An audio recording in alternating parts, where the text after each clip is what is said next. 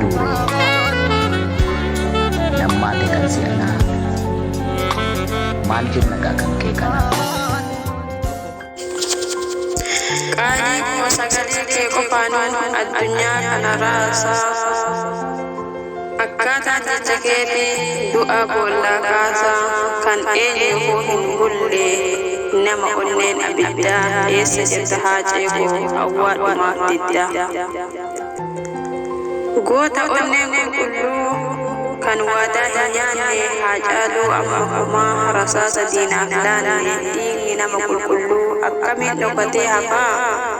Gumaa haacee nyaatee eenyutu hirbuu sharafaa duunee banna malee gumaa haacee hafu. Amma gumaa baafanutti namni boqatee hin rafu. Maal jetta laata haacee yoo kaatee kana laatte jarri dhugaa kee dhoksitee boolla qottee awwaaltee waan hedduu mammaakuu waan sobaa nutti lallabuu dhiiga kee dhangalaasanii alagaa coomaa qallabuu. Dhiiga keen shubbisuu mana gumaa keessaa harka isa si ajjeesee waan sobaa bukeessaa. Reeffa ilmaan keenyaa daandiirraa lakkaa'uu haacee koo ajjeesanii shaneerra maqaa kaa'uuf waan goonu wallaallee dhaabbitti du'aa taanee waa'ee ajjeefamuu kee nu keessaa hin banne.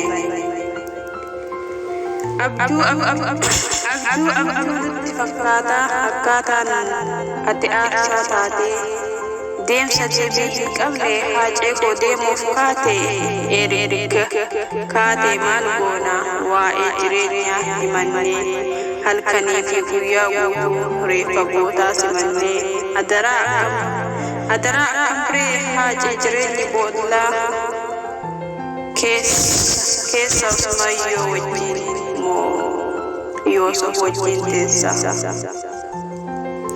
Gumaan kee hin hafu waan hundumaa caalaa waan nu gubbaa taa'ee agartuu isaan ilaalaa yeroo hundaa si yaadnee imimmaan siif lolaafnaa Oromoo maraa abdadhu gumaa kee ni baafna.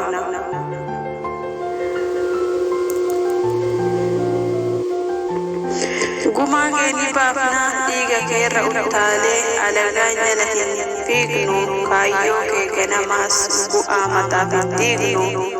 Amma gaafa duunuutti maqaa kee ifa baana haacee koo naa boqadhu ani kaayyoo kee faana. Mana gumaa hin teenyu amma duunee bannutti waa'ee kee lafa hin keenyu.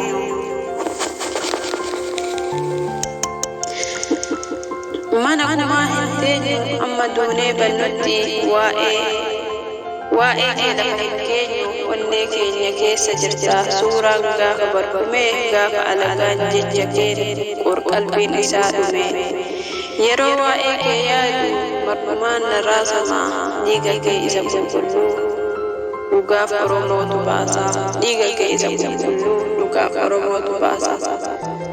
Lubbuun dhiiraa biliqaa gaafa duutuu beekanii jettee atu